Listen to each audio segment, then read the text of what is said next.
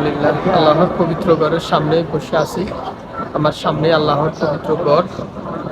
পবিত্র উমরাহ শেষে, পবিত্র জুমার নামাজ শেষে আল্লাহর ঘরের সামনে বসে রয়েছি। মন চাইতেছে না বাসায় যাই। এত ভালো লাগতেছে আল্লাহর পবিত্র ঘর। সুবহানাল্লাহ। আল্লাহ এই ঘরে, আল্লাহর ঘরে সবাইকে আসার তৌফিক দান করুক। সে আমার পিছনে এই ক্লক টাওয়ারটি, আর এখানে হচ্ছে যে সামনের পবিত্র কাবা। আসলে যারা আমাদের ইউটিউব চ্যানেলটি টেকনিশিয়ান ওয়ার্ক লাইফস্টাইল চ্যানেলটি দেখতেছেন, তাদের সবার প্রতি আন্তরিক ধন্যবাদ। আমরা দীর্ঘদিন ধরে এই চ্যানেলে বিভিন্ন ইসলামিক ভিডিও দিয়ে আসছি।